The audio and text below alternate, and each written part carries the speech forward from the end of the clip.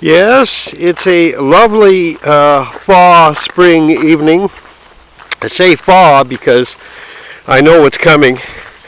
I know this far north, it's not really spring unless you consider 2 feet of snow spring or more. Man, I remember back in 2003, April 12, 2003, 4 feet of snow. It was just step outside my door and I'm up to my knees in snow. That's April 12th. Okay. And the reason I remember that day, I guess I should add, is because that was the day of my wedding anniversary. Not my marriage anniversary, but my wedding anniversary. And it was an interesting wedding because the entire wedding ceremony was conducted online with avatars. And but the people behind the keyboards were of sincere intent, sincere hearts, and sincere attitude. And Christ kept on telling people when he walked on the earth as the Son of Man that it starts with the heart. And God knows the heart, by the way.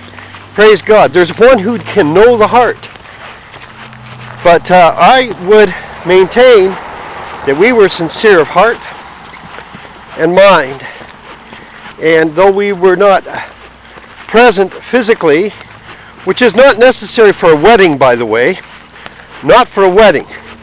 To be present physically is essential for the act of marriage to occur, but not a wedding ceremony.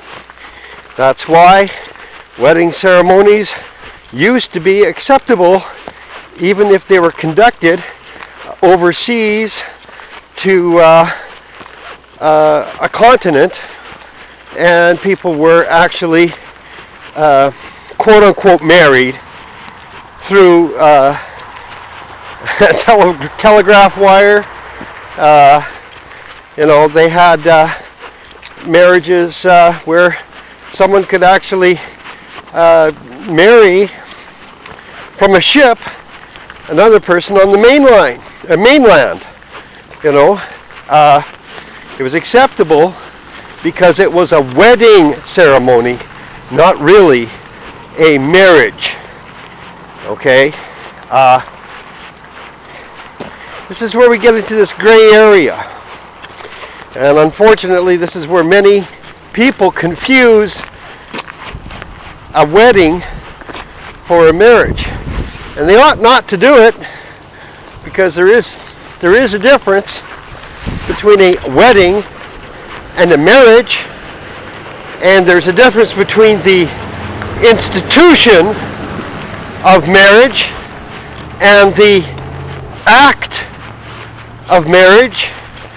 And whether or not people want to accept this truth, the act of marriage is the process by which a man and a woman join to become one flesh.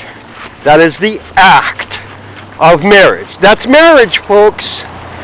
And because this very definition of marriage has been rejected by politicians, pundits, professionals, doctors, lawyers, Indian chiefs, all these people alike, pastors, etc. Now our world is in a mess because people have rejected the traditional definition of marriage. For those of you who maybe didn't pay attention, allow me to define marriage again. Marriage is the act of a man and a woman joining to become one flesh, after which both are in a condition of marriage. Now, as for status, this is another matter. Whether they maintain the state of marriage or whether they dishonor that marriage is another matter. But one thing is certain, they cannot go back to that former condition, the unmarried condition. No, they cannot. They can go to other conditions and other states, such as separated. That's another state. Okay? These women going around calling themselves single because they're separated? Baloney! They're not single. Their status is separated. Not single, no. It is separated.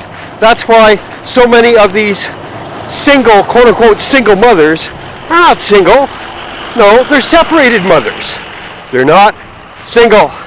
Same goes for, quote-unquote, single fathers.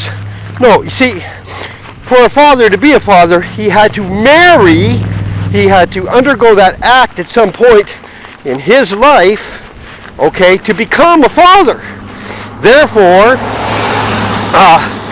status-wise speaking, he can't call himself single anymore. No, he could be separated. In fact, he could even be widowed or widower, but no. You see, this is the thing. Anyway, I'm at my new meeting hall here. I have another meeting to attend. Thank you for listening. God bless you. Stay posted. So much more for me to share with you. God bless you.